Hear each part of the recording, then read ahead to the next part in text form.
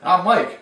Once again, together we're Dan and Mike's Photography 101. I want to welcome you to this video session. If you saw our Number two. Number two, that's right. If you saw our first one, or just our introductory one, today we're going to start getting into the meat and the potatoes, so to say, of photography. Today's episode, as I promised, if you saw the first video, we're going to talk about some of the different modes that these cameras offer. Mike likes to use the analogy, these cameras are like a Ferrari, okay? Meaning that if you shoot your camera in automatic mode directly out of the store, off the shelf, it's kind of like having a Ferrari with a never taking it out of first gear. You have a beautiful car, but it doesn't perform, doesn't do half the things or 3/4 of the things that it can do. And the cameras are kind of the same way. Okay, if you never take them out of automatic mode, you never get any benefits really from them. Before we get into it, Mike, you have anything to say today, or? No. No? Nope, I don't. Okay, so we're going to jump right into it. The first mode that I want to talk about, when we're talking about modes, we're basically talking about the modes that you're going to see on the little dial. All your DSLR cameras should have these. If you have a point-and-shoot camera, a lot of them are going to have little mode dials here that you can actually turn. And they're going to differ on the make and model of your camera, but they pretty much all do the same. Absolutely. So if anything varies from what we tell you, like, well, I don't see that on my camera, or it looks a little different, pull your manual out, take a look at your manual. I can't stress enough that you should, even if you understand it, pull your manual out, take a look at your manual. You'll find a lot of valuable information in there. So today, we want to kind of try to keep this a little bit short, so if we seem like we're kind of moving along pretty good pace, we just want to get this video done and out to you guys. And Dan's going to go in depth with what we're talking about when we have this, actually we have this presentation coming up, so we're going a little bit more depth. So just because we're breezing through it doesn't mean you're not going to, it's going to go over your head, for lack of a better term. Yeah, we have a little presentation later on in this episode that we'll run through and stuff. The first mode on here we're going to talk about is the M on your dial. It stands for Manual. Manual, absolutely. Manual is the mode that everybody should strive to shoot for. Okay, and that's what these video lessons, video classes are geared to do. Take you, especially if you're a novice, take you from taking that automatic mode and eventually moving into the full manual mode. Just a real brief description, the full manual mode allows you to control all aspects of your photography. It allows you to adjust the shutter speed. It allows you to adjust the aperture. It allows you to adjust the ISO. All right. So in automatic mode, and we'll touch on this in a few minutes, but automatic mode, the camera dictates everything. You have no say over the picture. Manual mode, the camera doesn't have any say over it. It has to shoot the settings that you put into it. So Mike, as we're fond of saying, if the picture comes out terrible in manual mode, whose fault is it? Is it the camera's fault? No, you got nobody to blame but yourself. It's usually the user's fault. The camera is just being obedient. It's doing exactly. The camera is not going to say, hey Mike, these settings are wrong. Well, actually it does, and you'll learn that. It does tell you that they're not right. Just not vocally. Right. But you can choose to ignore them and tell the camera, force it to take the shot, and if it comes out messed up, it's generally your fault. So like I said, manual mode, you take full control of the camera. Aperture, ISO, shutter speed, all you. This is the most creative mode you can be in. If you want to be creative, you have to learn manual. All right, moving on. We're going to move into the A on the dial.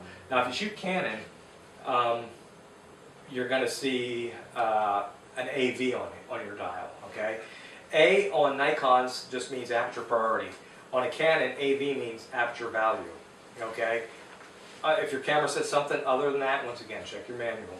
There's just so many makes and models out there. We can't cover all of them in this video session. Right. What aperture priority does is aperture priority, and if you don't understand 100% what aperture and shutter speed and ISO is, once again, don't let that bog you down. Don't sit there and think you're missing something, because we didn't get into that yet. And our future videos will get into that a lot more in depth. Your aperture priority, what that does is allows you to set the aperture on the camera, and then the camera is going to go ahead and take care of the shutter speed and the ISO for you. Excuse me. Very quickly, what does the aperture do? The aperture just basically tells the camera basically how much, like if I'm taking a picture of Mike here, it's going to tell the camera how much of the background is going to be in focus or out of focus. Okay, so if I'm taking a picture of Mike as like a portraiture, generally I want a soft focus background. I don't want details in the background because I want the, the person's eyes that's viewing the picture to be focused on Mike, not the background. So I would adjust the aperture so that the background will be in a softer focus. I highly recommend you take the camera off the shelf, throw it into the aperture mode, play around with it.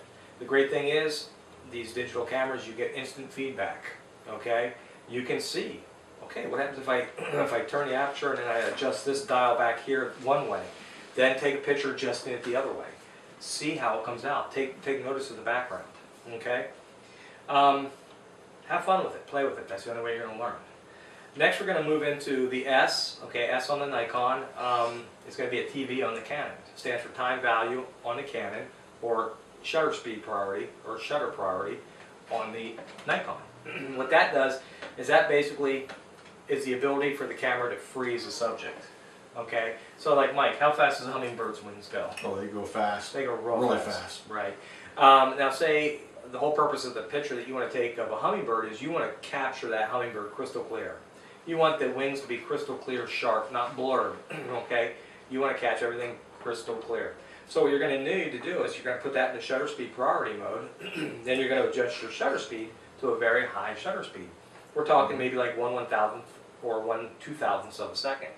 Okay. Quick enough where it should freeze the hummingbird's wings if you got it right. Absolutely. And the great thing is, if I take a picture, boom, that hummingbird, oh man, the wings are still a bit blurred. I know I have to increase that shutter speed, make that picture snap that much faster. Okay, so I would just go to my dial, and like I said, once again on your camera, take the book out, look how you adjust that stuff. But adjust the dial to where you get the shutter speed to be quicker, and then that's going to freeze that photograph. You can also do the reverse. If you want to convey motion in a picture, say you're a NASCAR fan, and you're at the NASCAR track and you're getting photographs and stuff like that, and you want to convey motion, those cars moving at high speeds. At that point, you can actually slow down the shutter speed so that the shutter speed will stay open a little bit longer. And what that'll do is that'll actually blur that car a little bit. It'll show motion. Absolutely. So then you're going to convey that, hey, that car is moving pretty fast. All right. Now down the road, you're going to learn some more kind of advanced stuff. I guess you can call it advanced. There's techniques like panning where you can actually keep a slow shutter speed, but you're going to move exactly the same speed of the car and take the picture. And what that's going to do is it's going to put your car crystal clear, okay, even with a slow shutter speed, because you're moving the same speed, but it's going to blur out that background. It's going to look fantastic. It's really going to convey motion then. But that's kind of down the road. If you want to play with it, now that's fine. But that, in a nutshell, is what your shutter priority or aperture or shutter priority is going to do. Excuse me. It's going to allow you to dictate basically how fast, how crisp and clear things are captured, especially high-speed things. Mm-hmm. Next, we're going to go into another mode. Now, Mike, I have to admit, I don't know a whole lot about this mode. It's called program mode. Do you know a lot about program? Not really. I mean, I've seen it on the dial, but I don't know if it controls both aperture or shutter. I don't know. That's probably something I should read up in my manual because I honestly don't know. Yeah. You don't know about that? I don't shoot in P mode, program mode. It's my understanding that you can either adjust the aperture or the shutter speed or both, and the camera takes care of the ISO. But you don't know for sure if it's both. No, I don't know for sure because I just don't shoot in that mode. Okay. So go ahead and put it in P mode and play around with it. See, if you have good success and you figured it out, hey, send us an email, let us know. I'm still going to check my manual out. I probably should have done that to begin with. Yeah, so should I, but you know what, I'm going to put a little bit on them too. Yeah. Let them have a little responsibility. Oh, yeah. That just goes to show you too, once again, Mike and I, we don't know it all. Yeah, Okay? Not by a whole. Not Yeah, by a long there are shot. so many buttons and knobs and things on my camera that I don't even know what a lot of them still mean because I just don't use them on a daily basis. Okay, so don't think that just because you have a camera you have to know everything. If you do, that's great. It would help. It would help if you do. Well, it would help, but then again, especially now, you're trying to learn, so Right. just focus on this stuff. But yeah, P mode, program mode, I believe it allows you to set the aperture and the shutter speed, or one or the other, and the camera takes care of the ISO for you. Next, we're going to go into a automatic mode. Once again, we touched on that at the beginning. Yep. That's basically coming off the shelf out Point in the and shoot. store. Plain and simple, it's point and shoot. You have a couple $100 point and shoot camera.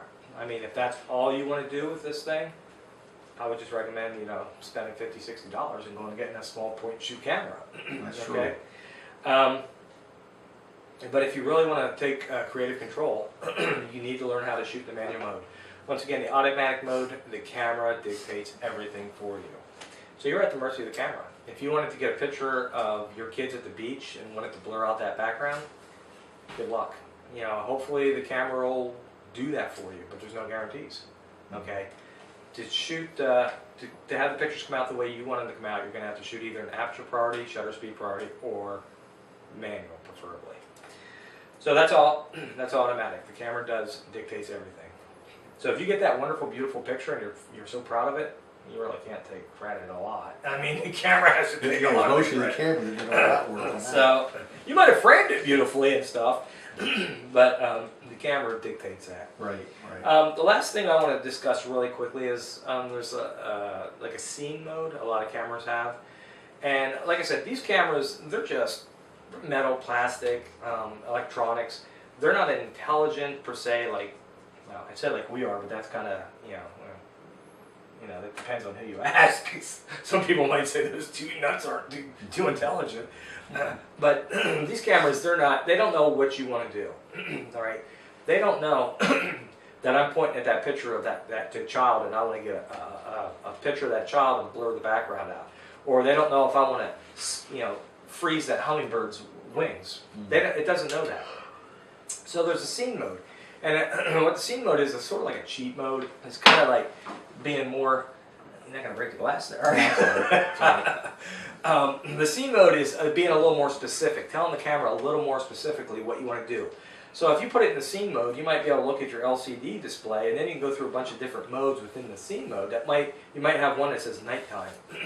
Now what that's telling the camera is, hey, set all the settings up for me so that everything should come out pretty well decent if I'm shooting at night in darker areas, okay?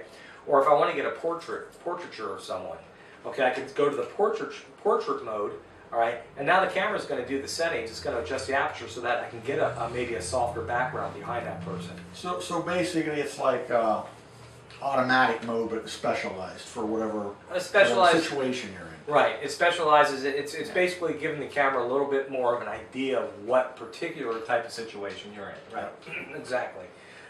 So, like I said, if I want to do that NASCAR, bam, I can go to the sports mode, and now it's going to give me a faster shutter speed so I can freeze that action. So once again, most of the cameras, I believe, have a scene mode. A lot of your point-and-shoot cameras nowadays, I believe, have a scene mode. Go ahead, play with it, have fun with it. That's not the intent to just shoot on that mode and say I'm a professional by any means. You definitely want to get to that manual mode, and that's what these lessons are going to be geared to do.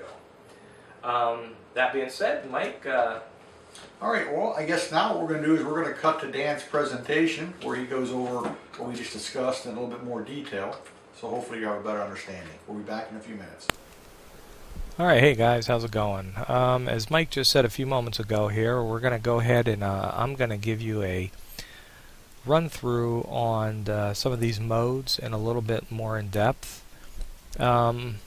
I put this together for you. Hopefully it'll help you to understand a little bit better about what we're talking about. Once again, if you have any questions, like I said, please refer them to our Facebook page or to our email address that we gave you earlier. We're going to start here once again with the manual mode. Now you can see a picture in the upper left corner there. That's a picture of my camera dial, okay, my top dial on my camera. It's a Nikon D7000. And currently you see the red box around the M. That M stands for manual mode. Now this picture that I took is just, now these pictures are just in my backyard. This is just a picture of a birdhouse. If you notice in manual mode I took the picture, the birdhouse is in focus, but we have a soft background in the background. Now that's considered, I think I spoke earlier about depth of field. how to get that nice blurred out background or soft focus background. Well, if you can, as you can see in this photograph, I have a shallow depth of field. By looking at my settings in the lower left corner of this photograph, you can see that my mode was once again in manual. My shutter speed, now I was using a pretty fast shutter speed. It was really sunny and bright out when I shot this photograph. It was probably around, I'd say about 4 o'clock in the afternoon. It was a beautiful day. I had to use a faster shutter speed because I was shooting with a pretty wide open aperture. Now if you notice, my shutter speed is 1/1250th of a second. That's considered a pretty fast shutter speed. My aperture is a 1.8. Now a 1.8 aperture means that aperture is open very wide in my lens. Now what that does is that allows the light to come through at a faster speed. You get more light coming through when the aperture is open in the lens wider. To compensate for that, we have to increase our shutter speed. But we're not going to get into all that today. That's going to be some lessons down the road. But I'm just giving you an idea. If you want to have more of a soft focused background, what you're going to need to do is you're going to need to shoot with a larger aperture. Okay. Now apertures are kind of weird because it doesn't make a whole lot of sense, because when we say a larger aperture, the number is actually smaller. So, for example, an aperture number of 4 is actually larger than an aperture number of 8. Okay, I know that can seem confusing, but once again, an aperture number 5.6 is actually larger than an aperture of 16. Even though 16 is a larger number, it's actually a smaller aperture. But once again, don't get tied up on all these little things here. Don't fry your brain over this right now, because we'll get into that in some future lessons. But back to the photograph, we're shooting ISO 100, and in this particular case, I didn't use a flash, so the flash wasn't fired. But what I want you to take notice is to get that nice soft background, okay, soft focused background, we're using a larger aperture. That'll give us a shallower depth of field. Once again, when you're shooting in manual mode, we actually control the shutter speed and the aperture. Okay. Now we go into our next picture here. This is shot once again in manual mode also. I also made this shot in manual mode. What I wanted to show you is I just wanted to show you how when I changed my aperture, now we're shooting at an aperture of 14. The picture before was a wide open aperture of 1.8.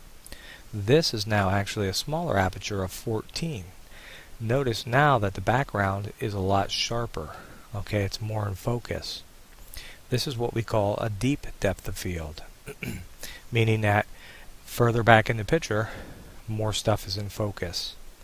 So I just want to show you, and I'm going to show you some more examples of this further on, but this is the kind of things that you can just begin to do when you're shooting in full manual mode.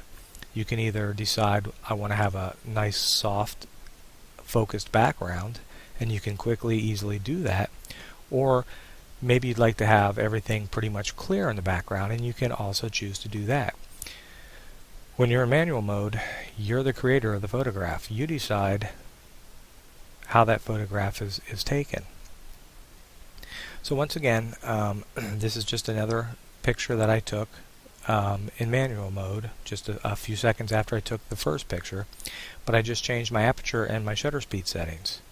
Okay, the flash once again was not fired, and our ISO is still at 100, but now we have a deep depth of field. Okay, let's move on to the next one. Now here I have the two compared. This is the depth of field comparison. Okay, on the left hand side we have the first photograph where I have the shallow depth of field. On the right side we have the photograph that the previous photograph, which was the deep depth of field. They're pretty much the same photograph, just different camera settings is all it is. So like I said, this is just kind of one way that you can actually start taking control and being creative with your photographs, just by simply understanding how aperture and shutter speed and all that start working together. Okay. I had a little note down there. Notice the aperture and shutter speed settings on both photographs. On the photograph on the left, we have a large aperture, smaller number, and we have a faster shutter speed. On the right, we have a smaller aperture, larger number, but then we have a slower shutter speed. Okay? And once again, like I said, don't let that confuse you, because some of the sessions down the road here coming up soon, we're going to really get in depth into the apertures and the shutter speeds and exactly how they work together with each other. Okay, moving on, we're going into now our aperture priority mode. Now if you notice on the left hand side we have the A on the dial, and the A on the Nikon here stands for the aperture priority mode. Once again, I believe on Canon it's AV for aperture value. Once again, we're just showing here that we have a deep depth of field, meaning that this is my son Michael. Just took a picture of him in the yard, and we have a deep depth of field, meaning that the background of the photograph is pretty much in focus. Okay, now if you notice down there, I have a red box around the aperture. I'm showing you that we're using a smaller aperture, which is a larger number. And what that does is that enables us to get a deep depth of field. Okay, when we're shooting in aperture priority mode, what that mode basically does is it allows us to control the aperture, and then what the camera is going to do is it's going to go ahead and select the shutter speed that matches up to make the proper exposure with the aperture that we select. So aperture priority mode, we select the aperture, and the camera will go ahead then and select the shutter speed for us. So if we move over here, once again we're still in the aperture priority mode, but once again I just want you to take a look at that red box on the photograph where it says aperture. Notice the background is now a shallow depth of field. Okay, we blurred out the background to a point, and once again that was done through the aperture. I opened up my aperture, I went to a wider aperture, smaller number, and here I'm shooting aperture 2.2. Okay, I chose aperture 2.2, and then the camera chose the shutter speed for me, which gave me a 1/250th of a second shutter speed to give me the proper exposure. So once again, aperture, you control the aperture. In aperture priority mode, you control the aperture, and the camera is going to select the proper shutter speed for you.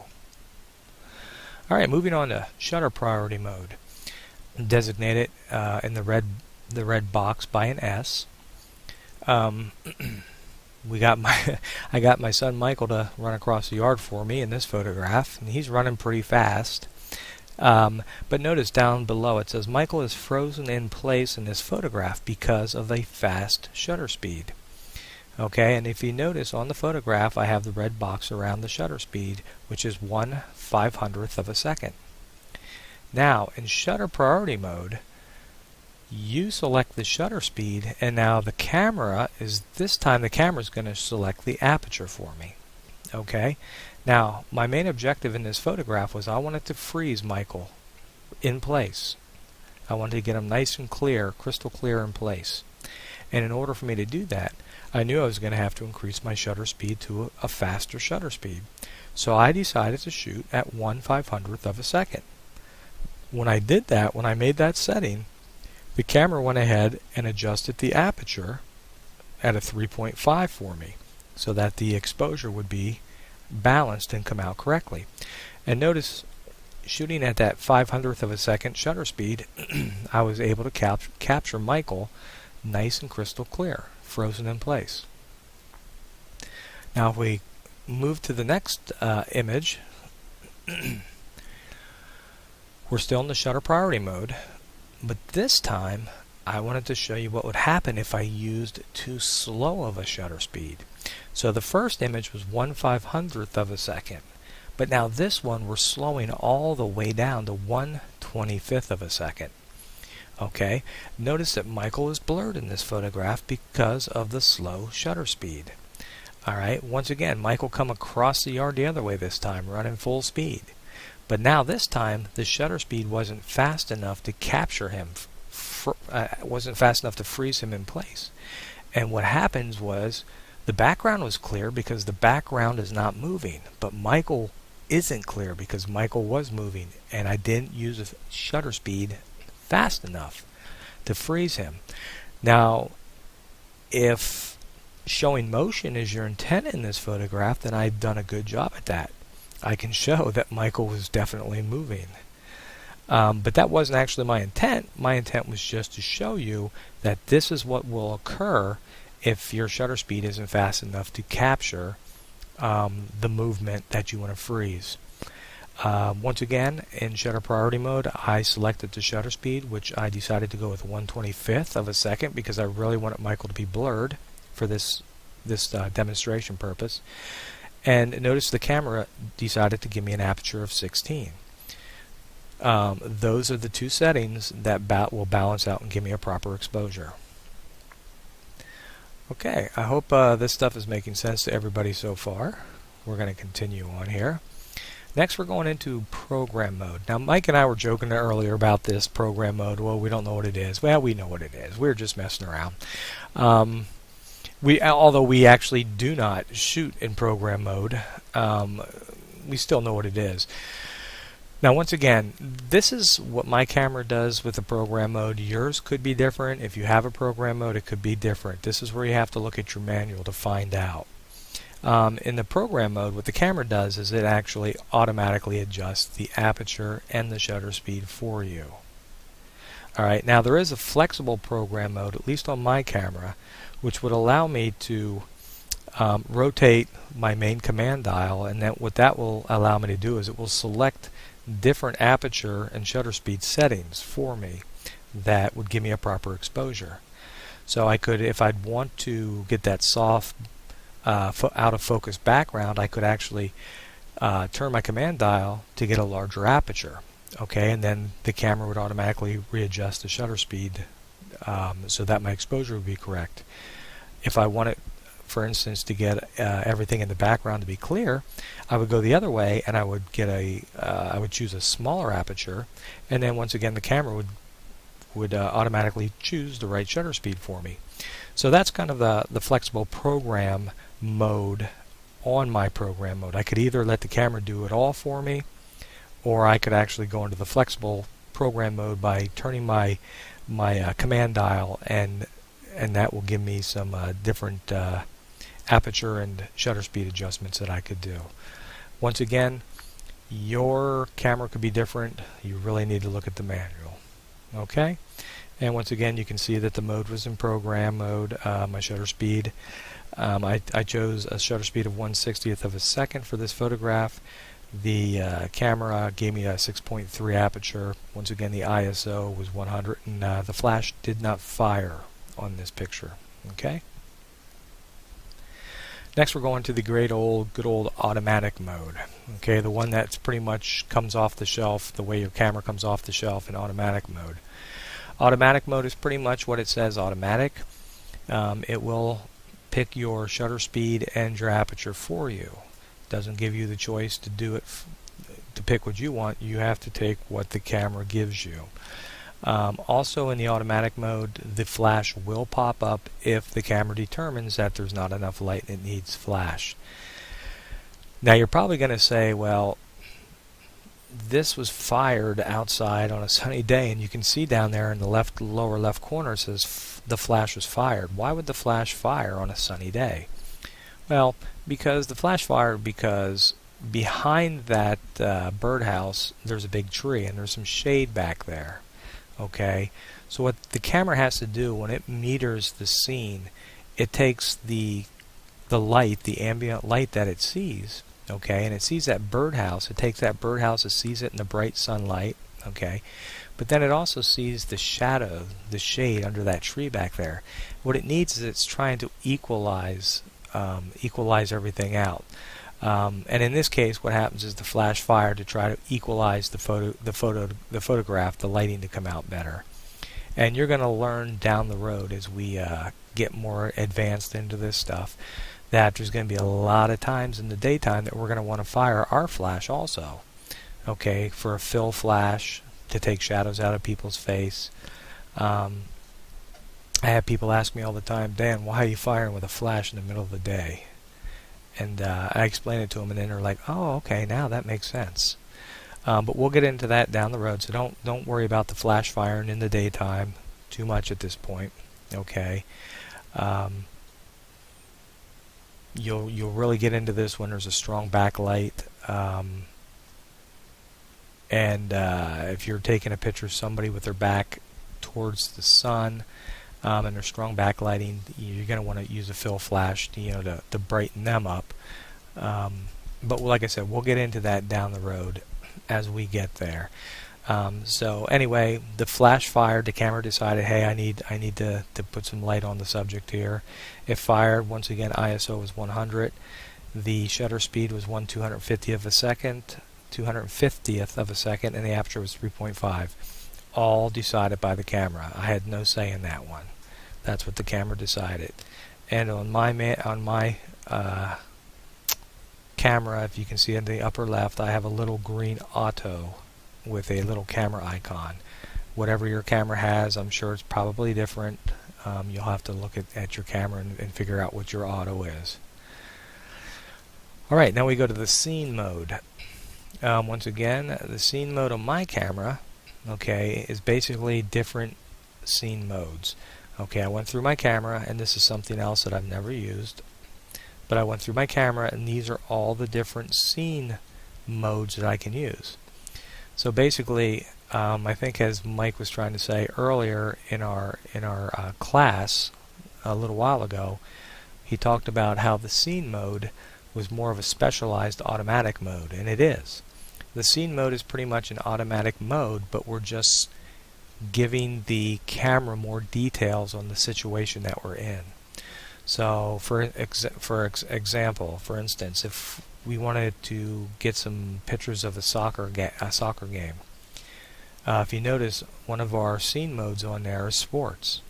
We would actually set our camera to the sports scene mode, and then the camera settings would adjust in order to get some good crisp photographs of the people playing soccer. Okay, it's generally probably going to use a faster shutter speed, so that, like Michael, remember how we froze Michael by using a faster shutter speed?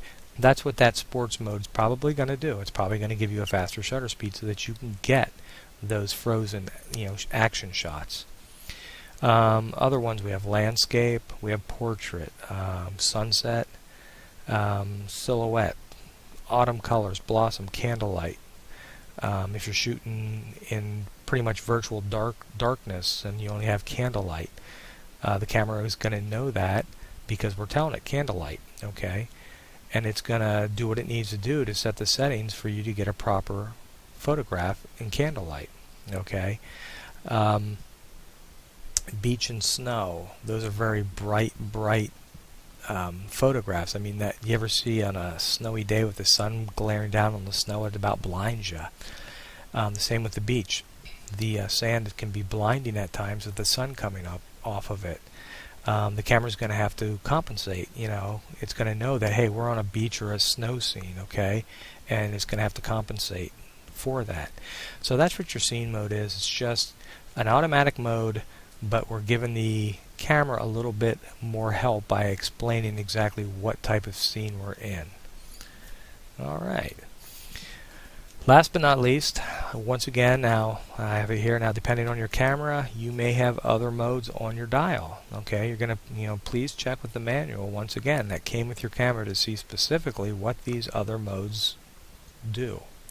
Since there's so many different makes and models of cameras, it's basically not in the scope of this class for us to try to cover them all. That's pretty much for my little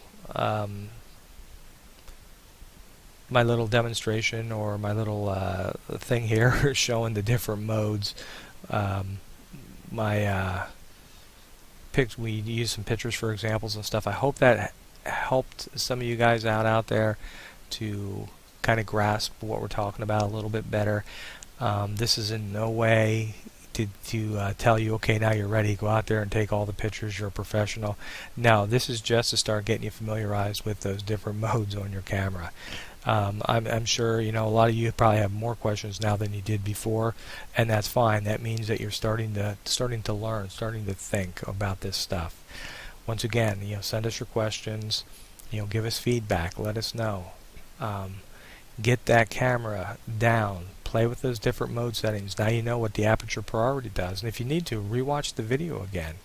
Fast forward it to the aperture priority. Okay, get the camera out, set it to the A or AV if you have a Canon or whatever your camera is. Set it to that. Play around with it. You're gonna find that some of your pictures are gonna come out great. You're gonna realize some other ones didn't come out so hot, and you're gonna be like, well, what's going on? Okay, start playing around with it. Go to your shutter priority. Start playing around with the shutter speed. That's the only way you're gonna learn. You could watch all the videos in the world, but unless you pick that camera up and go out there and start practicing and playing around with it, you're not going to do much for yourself. You're not going to get any better unless you actually start getting some hands-on. So, once again, I hope this helped you out some, gave you a little bit better understanding about what some of these modes do. Once again, any questions or anything, send us your photographs. Ask us the questions you need, and we'll do our best to get back to you and try to help you understand a little bit better where you're having a problem. And like I said, this isn't the end-all be-all. We got a lot more videos coming down the road getting in more advanced topics, which we're going to get more into the aperture. What is the aperture? How exactly do you use it? What's the shutter speed? We'll have little things showing how the shutter speed works, how the aperture works, all that kind of stuff. So, all right, we're gonna stop this now, and we're gonna go back to our classroom setting, and I'll see you back in the class. All right, we're back. I hope everybody enjoyed that little presentation. I hope you understood it. And that brings up a point. If you guys have any questions whatsoever, feel free to post them on our Facebook page. Yep. We also have a Gmail account. What is it? It's dmphoto101@gmail.com. Yeah, that's what it is. Yep, dmphoto101@gmail.com. Mike and I would love to encourage you guys to send us some photos. Play around with these settings. Send us your photos. Let us see, how you're making out. Send us a photo. If you're like, wow, I'm going to try this, and the photo came out totally wrong, send that to us. Send us an explanation. Hey, this is what I tried to do. This is what I got. Let us take a look at it. Maybe we can give you some suggestions on, what you could try to improve that. Also, send us a little blurb. Say, hey, if you guys want to use this in your Facebook page or an upcoming lesson to help teach somebody else about it, send us a little blurb saying, hey, you guys have permission to use my photo and stuff. Yeah. We won't use your name. We'll use your first name if you want, but we'll keep the last names out of it. Yep. So, Mike and I like to think that we're helping people out there, and nothing screams you're helping me more than showing us what you're doing out there. Okay? If you check out our Facebook page, which is Dan and Mike's Photography 101. Look it up on Facebook. Eventually, we're going to have a YouTube page. Eventually, yeah. Mike's going to work on that, getting us on the YouTube scene. But check our Facebook page out, because a lot of times during the week we'll post little tidbits, little articles that we'll write up quickly. Mike and I like to get the cameras out during the week, do some shooting. We'll throw some of our pictures. I think I just threw a moth or a butterfly. I think it's a moth. Yeah, the moth. Not a moth, I don't know. It was just a pretty looking thing in the flower in the backyard. We'll take a picture, maybe we'll throw our settings up there telling you, hey, this is shot full manual, this is our aperture shutter speed.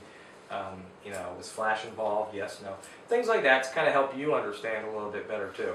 And let your friends know about the page too. Absolutely. The more followers we get, the better. We want to try to make it feel like we're actually helping a lot of people masses. instead of 2 or 3. Not that we don't mind helping 2 or 3. Oh, no. But it just gives us a better drive when we know we got a following the people. Yeah, it kind of lights a fire under a butt. Like, Yeah, you know, that too. hey, we got like a couple thousand people waiting to watch our video. We better get going. Yeah. So You know, and also with our videos, even with our page itself, you know, feel free on the page to put any critique that you have, whether it be good or bad. You know, we're open to suggestions. We're not saying we're perfect by any means, but you know, we'd like to hear what you think of the show. yeah, absolutely. We're like I said, we're not professionals at this. Oh, by the way, if you watched the first episode, Mike did say that he would be checking on microphones. We apologize for the video, Yeah, the voice, I did say sound that. quality. Mike has been looking into microphones. He still hasn't made a decision on what he wants to, you know, I just what want we to try should to get yet. try to get a good one that has a good sound on it. You know. Yeah, we're gonna slowly, we're gonna get there. It's like Mike said before, it's gonna take time. We're not rich by any means. We're just working. Do we have the top line gear? Absolutely not. A lot of our shots are actually kit lenses. Okay, you tell a pro that, and they'll be like, "What?" Yeah, matter of fact, we're filming this whole episode right now with Nikon. Well, I did say we were Nikon fans. Nothing against you Canon shooters or Pentax or any other shooters. They're all great cameras. We just happen to be Nikon shooters. So any camera nowadays, it's not really the camera, it's the person behind the camera that takes the photograph, Yeah. whether it's good or bad. That is true. True. So Mike, do you have anything else for our followers out there, that words of wisdom? No, I really don't. Other than keep on shooting. You're going to make mistakes, and that's how you learn. We still make mistakes. Yes. I mean, Mike just shot some pictures this week that didn't come out. Yeah, they didn't come out very well. And you know, But I think I know what my problem was. and that's the thing, you know. And I shot a couple this week too that was like, wow, that didn't come out the way I planned it. And that's great. I love when my pictures don't turn out. You know why that is? So you can kind of do a little research and So I find can out what you learn did wrong. why. So next time I won't make that same mistake, or at least hopefully I won't. So like I said, embrace the mistakes. They're going to happen. There's no doubt about it. Unless you're shooting in automatic mode. In automatic mode will make mistakes. Trust me. Automatic mode is not foolproof. So embrace those mistakes, because that is the time that, like I said, Thomas Edison, he failed like 1,000 times, and he said, I didn't fail. I just found out 1,000 ways that it didn't work. The light bulb didn't work. You know. That's one way of looking at it. Exactly. So embrace those things that didn't work. That way it'll strive to make you find the things that do work. All right? And that's what's going to make you a better photographer. So until next time, dust those cameras off the shelf. And like I said, you know, get them out there. Try those different modes that we showed you today, we talked about. Send us your stuff. Send us any critiques on our but don't critique us saying, "Oh man, your setup stinks." We know that. We're working on that. But send us your photos. Send us questions, you know, comments, anything. Like I said, we're learning too, and hopefully it's a two-way street. You know, you learn from us, we learn from you. Anything else, Mike? No, that's it. That's all I got. All right, till next time, we'll get that next video out, but until next time, I'm Dan, And I'm Mike. and we'll see you next time, and thank you again for joining us here today. Bye-bye.